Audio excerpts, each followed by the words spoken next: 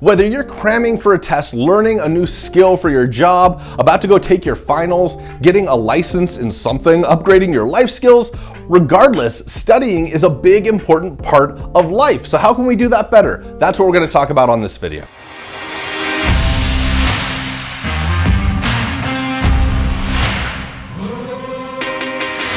Hi, my name's Tyus. I make videos about personal liberty, personal freedom, escaping the rat race, living your best life. And if that matters to you, and I know it does, then hit the subscribe button below so you see the next video when it comes out.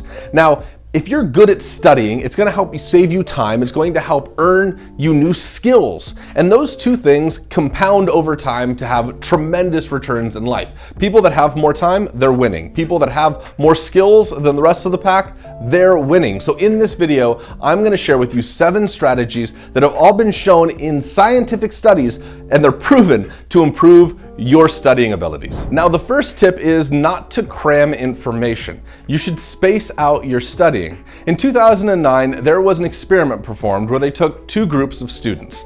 The first group studied content over 4 days. The second group studied the content in 1 day, but they both spent the same amount of time in total. What they found was that the group that spent 4 days studying that content had much higher retention than the ones that all crammed that into a single sitting. This phenomenon is attributed to the fact that your short-term memory has to move what you've learned into your long-term memory before being able to take more information in. You could think of it as trying to fill a swimming pool with a bucket of water.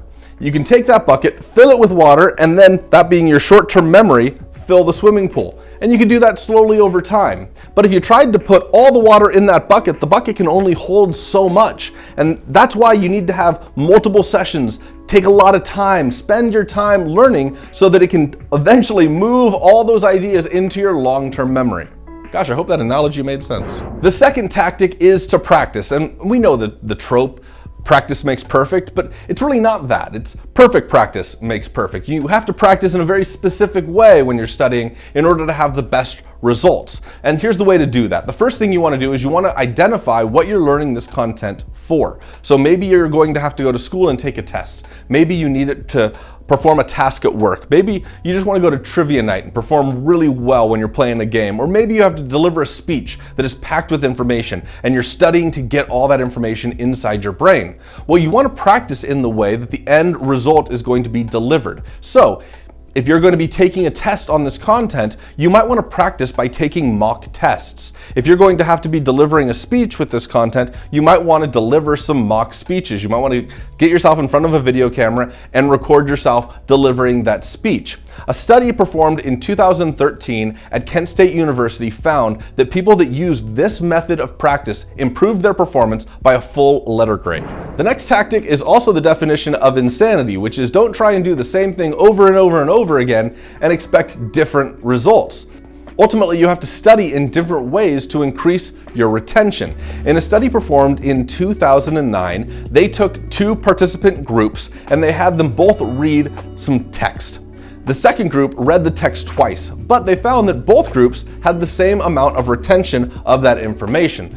The takeaway from this was by cramming the information in the exact same way, it didn't improve their retention. They needed to take that information in different ways. So maybe you want to read the content, but then maybe you also want to write it out in your own words. Maybe you want to ask questions about it. Maybe you want to study it using flashcards, but you want to change up these methods of study because it helps you absorb that information better. They say that a picture is worth 1,000 words, and that certainly seems to be the case when it comes to studying.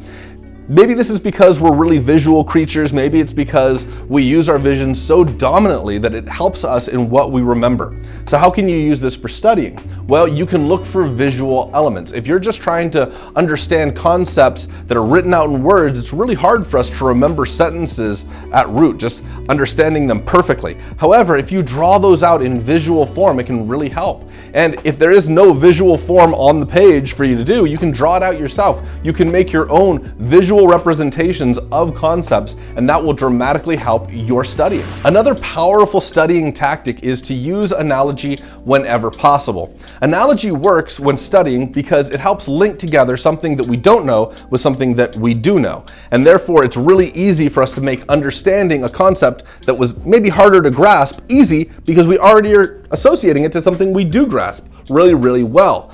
I quote the great philosopher Forrest Gump, who said, "Life is like a box of chocolates. You never know what you're going to get." Or that fantastic analogy I gave earlier about a bucket filling up a swimming pool to explain how your memory has to go from short-term memory to long-term memory. I am still not convinced that that analogy was any good at all. If you're having a difficult time retaining information while you're studying, it's important to remember to take breaks on a regular basis. Your brain retains information during breaks and even more during sleep. This is just another example of moving from short-term memory into long-term memory. And a thing you can also do to help this is try meditation. It can help increase your focus. Now, if you want more information on meditation, I'm thinking about making a video about it, but let me know if that's something that you'd want to see. You can comment below. One of the top tier techniques in retaining what you've just studied is to teach what you've just studied. Teaching gives you mastery over a topic. In a randomly controlled trial at the University of Georgia, they found that people that taught what they had just studied increased their performance by 1.5 letter grades. That's a massive increase. In fact, it's the largest increase of any of the items I've given on this entire list.